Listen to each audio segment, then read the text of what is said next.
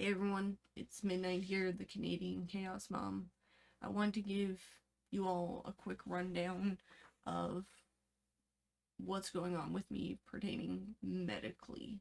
So you have a bit of information for if I look or sound different before this video, if I re-upload any of my Twitch streams, or also after. I hope nothing changes for the worst after, but we don't control life. So, starting off, this is going to be a quick little overview. I'm not going to be going too much in depth. It's going to be more in depth than just like a mention, but I'm not going to go too in depth with stuff. If you do have any questions, feel free, ask them in the comments down below. I will do my best to be able to answer them. I am not the type of person that will try to BS you with an answer if I have no idea what it is. If I don't know, I will blatantly tell you I don't know. If I cannot answer the question for whatever the reason may be, I will tell you that I'm unable to answer that question.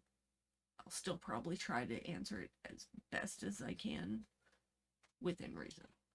Alright, so starting off with everything, I am not the only one in my family that has an issue with scents.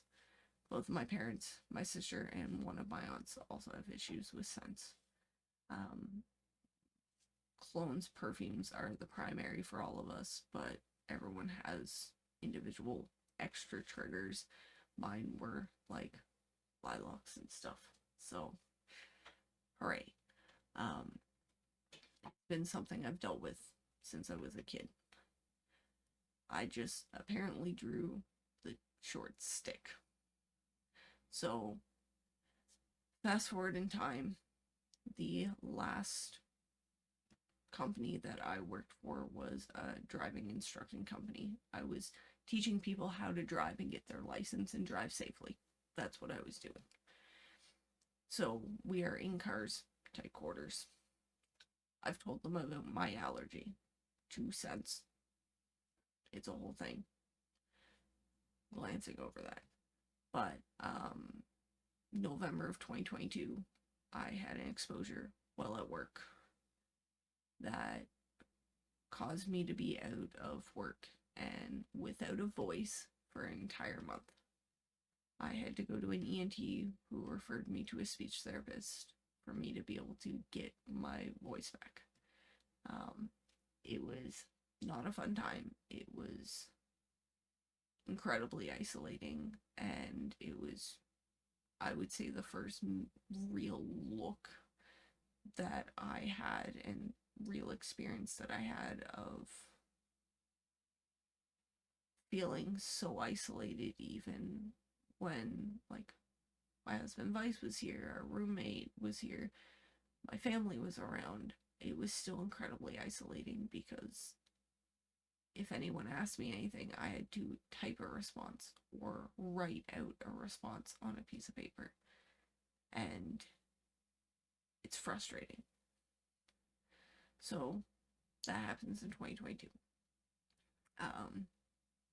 There's a couple incidences early in 2023, and then we have July 1st of 2023. I was with my family. We were at a Canada Day event. We were handing out balloons, and it was outside. So we all thought, I'll be fine. I had a bad exposure that permanently altered my voice. Not to the point it is today, but I sounded like I was kind of sick. Like, we all know how you have your normal voice, and then when you start to get voice, you get that hoarseness. That's what I sounded like. I constantly sounded like I was in that beginning stage of like, oh, I'm catching something.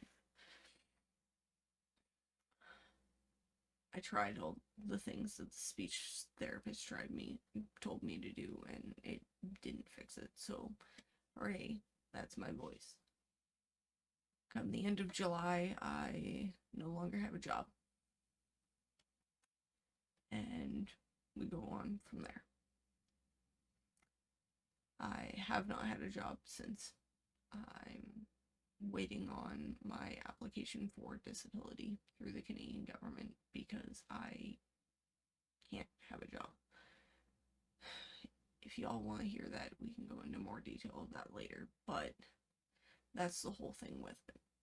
I am working with a team of doctors in Toronto. I'm essentially living an episode of House, the medical TV drama show. And the doctors in Toronto are pretty sure that I have mast cell activation syndrome, or MCAS for short. So the way they have explained it to me is the mast cell is what causes you to have an allergic reaction.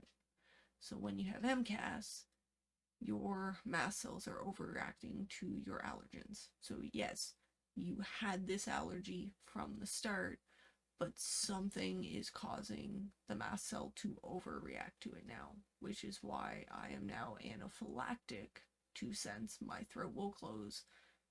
I can possibly die from someone spraying perfume at me. It's a whole thing. So that's a whole thing. The big downside with this is you can also develop new allergies,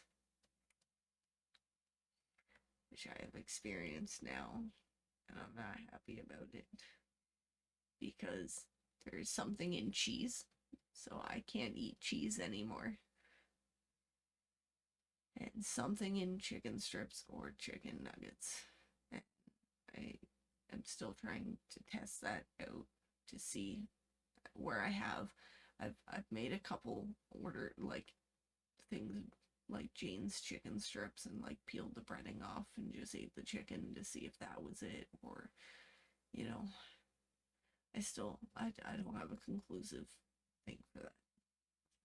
But anyways, so with this is something that we're waiting on our final blood work to be able to figure out exactly what's going on, where our steps forward are. So I don't have an answer to that right now. But going into, if someone's watched any of my Twitch from a month ago, you would hear that my voice does not sound the way it did then. On December 23rd was when I had to do this blood test, which involved me doing exposure. My voice has been like this since the exposure. I have been doing everything that the speech therapist had told me to do, and unfortunately nothing is working for my voice. So this is probably just my voice now, everyone, so get used to it. It's also for me to get used to. So that is the whole medical aspect of everything, okay? I also wanted to be able to use this as a chance to be able to explain to you all what this means to me in my life. I was originally, a normal person, whatever you would define as normal. But for me, I was normal. Roughly every 2 weeks or so, I'd be going out with friends to a local hole-in-the-wall bar, and we'd be singing karaoke on a Friday night. I would work on cosplays and go to conventions. I would spend time with friends. We would do board game nights and magic nights, and we would have friends over and not have to worry about anything other than the standard, like, oh, we have bills to pay and I gotta work my job, but it wasn't anything crazy. And the experiences that I've had since this has gotten bad is I no longer have a job. At 30 years old, I have had to apply for disability, and I am fighting for my application of disability because I've already been denied once. So I'm navigating this process. to try to explain everything. I have a permanent voice change that, yeah, I can still speak, but as someone that every 2 weeks was singing karaoke to a bunch of random people, and I love singing, I can't really sing anymore. I'm not saying that I was an amazing singer, but the songs that I knew and I practiced, I could do pretty well. Now, people who have heard me sing may say otherwise, but in my own opinion, I did okay. I've had people tell me that I'm fantastic. I've had others be like, yeah, you're pretty good. But I was happy with how I sounded. And I know that there were other people where now I sound like a screaming cat. So I can't really sing anymore. And that's an upsetting thing because I enjoyed doing that. Even just around the house doing laundry or chores, I'd have music playing on the speaker and I'd be singing along to it. And I can't anymore. I also used to be able to do impressions. I could do a very good Stitch impression. I could do Yoshi. I'd be able to mimic Blue from Blue's Clues pretty well as make like the Perry the Platypus chittering noise. And I can't do that anymore. I know these may not seem like big things, but those have always been big things for me. I won friggin' concert tickets doing impressions. It's a big part of who I am slash was. And I have to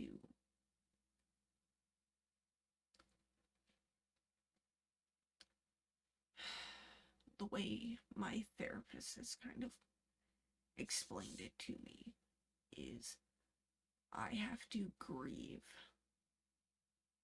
the loss of the person I used to be. And that's the whole situation. I apologize. I'm getting emotional. But it's a lot.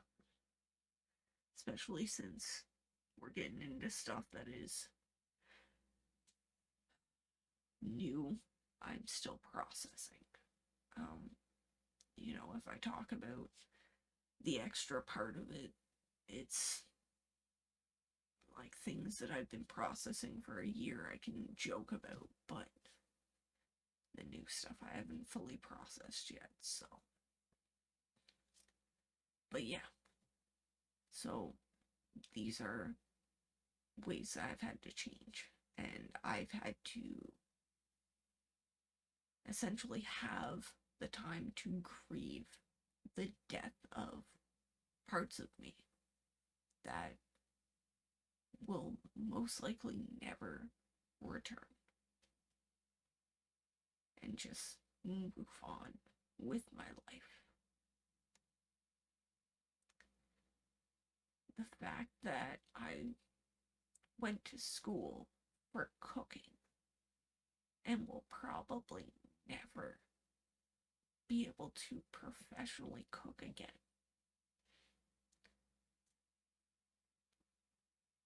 The fact that I will probably never really be able to travel again.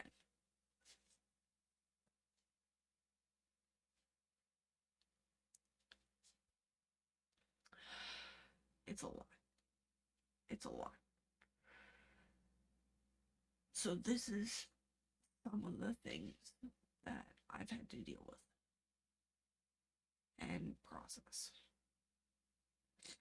On top of everything, the things that people really don't talk about when it comes to MCAS is things like the brain fog. My memory's shit. I have apparently had conversations with Vice that I don't remember. Or I fully remember conversations that never happened because they are things that I mentally was like, I have to do this. I have to have this conversation with Vice.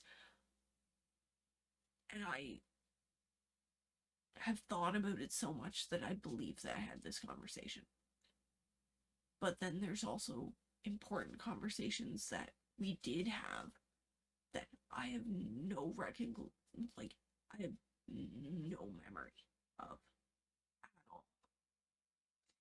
Like, there's a lot of people that, you talk about someone they've met before and they're kind of like, I don't know who that is. And then you show them a picture and they're like, oh yeah, I don't get that oh yeah moment. It's just, we do the joke of head empty only vibes. And like, that is a thing. I have no recollection. The fatigue that comes with this. I have always been the type of person that social interactions rejuvenated me, and like, being in a social environment, especially one that is controlled, like if I'm dealing with a bunch of drunk people that I don't know, that's gonna tire anyone. But doing a New Year's party at my house with people that I know and I trust, and we're having a fun time, and even if someone gets drunk or something, it's fine. And normally I am recharged for weeks after that. I was so physically exhausted after the holidays this year that I feel like I'm still recovering. And that's not normal. Mentally I'm fine, but physically I'm exhausted. The fact that I do not have the muscle strength, and it comes and goes. Like, being able to lift up a can of pop. There are times that my hand just doesn't want to close. That I may have the strength in my arm to lift the can, but my hand can't hold on to it. Or other times my hand can hold on, but it feels like I'm lifting 1,000 pounds with my arm. And I know that there are people that would probably be like, oh, well, maybe you're just, you haven't been working. Maybe you're not exercising enough. I still have days where I had to move a chair and I just lifted it up and moved it. I haven't, like, there's nothing. On my good days, I am just as capable as I used to be. That's on my good days. On my bad days, I'm not. And this is another thing that I'm dealing with. The not being able to remember. Like, behind me, you can see I've got a cork board up here that has a bunch of notes on it. You can't see it, but directly above here is my big calendar board that I have doctor's appointments on there. I have my streaming schedule on there. When I make plans to stream with people, I put it up there. Because if I don't, I will not remember it. I won't. It could be my own sister's birthday, and if I do not have a way to physically see it, it's just gone. And nobody talks about that. I didn't say happy birthday to my husband on his fucking birthday this year. Because I honestly thought I did. honest to God, I thought I said happy birthday to him. But apparently I didn't. It's things like that that people don't talk about. They talk about all the extra stuff. But no one really talks about that. The other side of things that people don't really talk about is what you have to go through in pertains to the rest of society. So, without going too much into the laundry list of things, because I have my respirator that I have to wear when I'm out in public to prevent me from going into anaphylaxis, the following that I'm going to say are things that I've had said to me in person, in public. I'm not going to include what has been said online or anything like that. But in person, in public, to my face. I had one gentleman tell me, after learning why I was wearing the mask and because of severe allergies, he blatantly said, well, she shouldn't be out in public then. I had another gentleman, an older man, yell out that I look fucking stupid, but a word that starts with R, in that, referring to my mask. I've had numerous comments pertaining to COVID or sheep or sheeple or I can't tell you. And I've had one person try to physically remove the mask from my face while shouting about COVID sheeple stuff.